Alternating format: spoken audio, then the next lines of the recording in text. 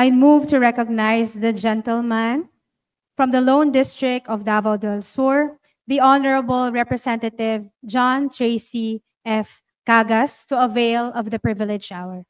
Is there any objection? The chair hears none. The Honorable Cagas is recognized.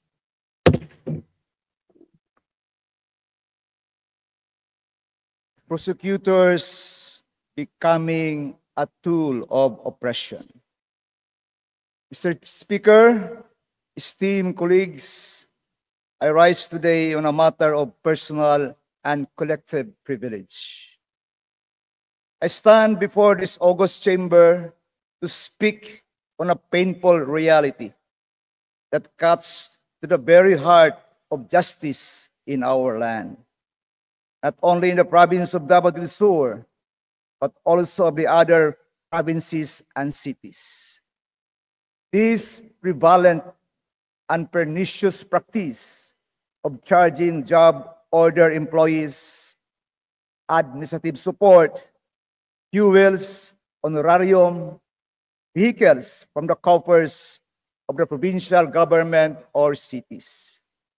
While this may look and sound in practice, but the reality, the office of the provincial or city prosecutor has become a tool of oppression against political opponents and media dissenters, like former board member Lanier Kadungog and media practitioner Mike Nakwa, who are facing criminal charges because the private complainant is Vice Governor Mark Douglas Cagas of the province of Davao del Sur.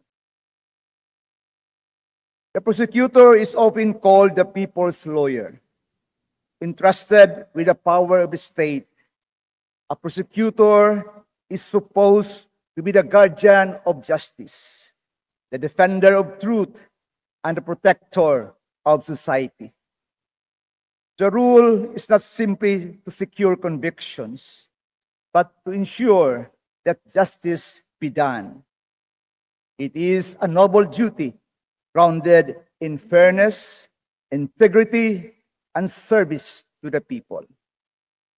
But history and reality reminds us that when prosecutors depart from this high calling, they can become instruments of injustice. Instead of defending truth, they can distort it. Instead of protecting rights, they can trample them. Instead of ensuring justice, they can weaponize the law against the very people they are sworn to serve. We have seen cases where the power to charge has been used selectively, where the poor prosecuted harshly for small infractions while the powerful escape accountability.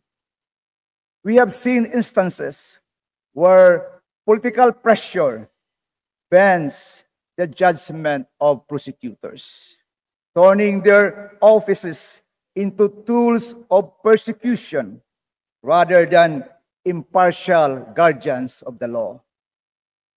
Sadly to note, the office of the city prosecutor in Digos City is infected with this anomaly. The case of media dissenter Mike Nakwa and former board member Lanier Kadungog is the glaring illustration of political pressures bends the judgment of prosecutors. When this happens, the people lose faith, not only in the justice system, but also in democracy itself. Because justice is the foundation of order, peace, and trust in government. When justice is twisted, society fractures. Our Constitution is clear. No person shall be deprived of life, liberty, or property without due process of law. But when prosecutors bend to political pressure, when their direction becomes selective, and when their independence is compromised, due process becomes meaningless. History, both past and present, give us painful reminders. Prosecutors who have been used to file baseless case, delay proceedings to punish rather than to convict, and selectively enforce the law depending on who sits in power.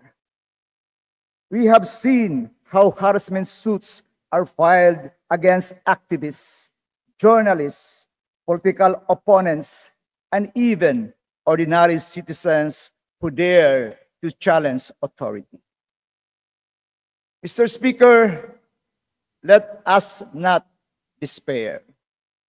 The truth is, the law is not corrupt by itself.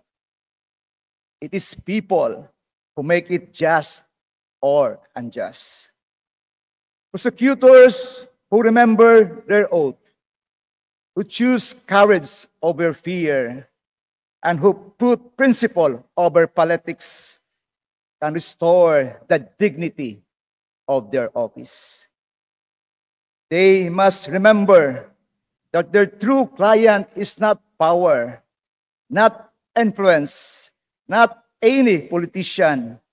It is the people, it is truth, it is justice.